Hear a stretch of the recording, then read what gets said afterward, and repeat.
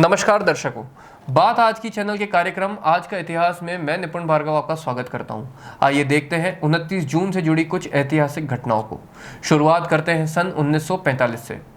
दर्शकों, 29 जून 1945 को पोलैंड और सोवियत संघ के बीच सीमा रेखा औपचारिक तौर पर तय की गई थी, जो इतिहास में बेहद अहम मोड़ था।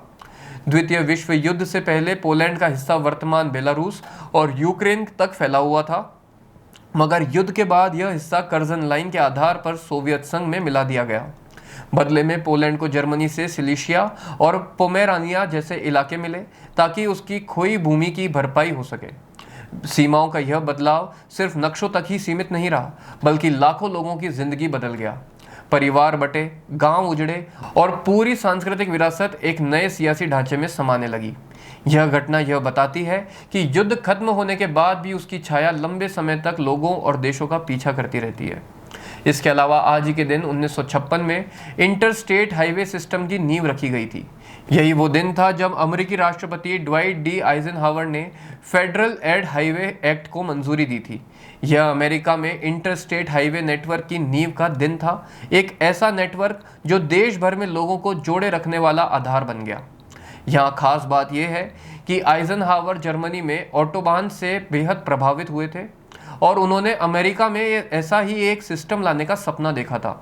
तब लोगों ने यह कल्पना तक नहीं की थी कि आगे चलकर यह हाईवे सिस्टम अमेरिका का सबसे ताकतवर परिवहन साधन बन जाएगा। अब बात करते हैं सन 1974 की।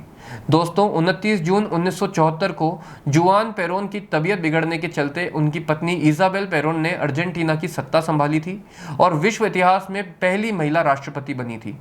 यह एक ऐतिहासिक पल था जब सत्ता में पहली बार एक महिला का कदम पड़ा था।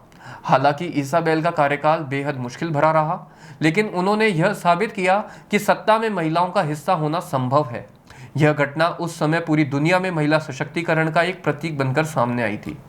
तो दर्शकों, ये था 29 जून का इतिहास, जो हमें यह संदेश देता है कि कभी एक सीमा रेखा लोगों की तकदीर बदल सकती है, कभी एक कानून पूरी दुनिया का ढांचा बदलने का दम रखता है, तो कभी एक महिला सत्ता में कदम रख इतिहास रच सकती है।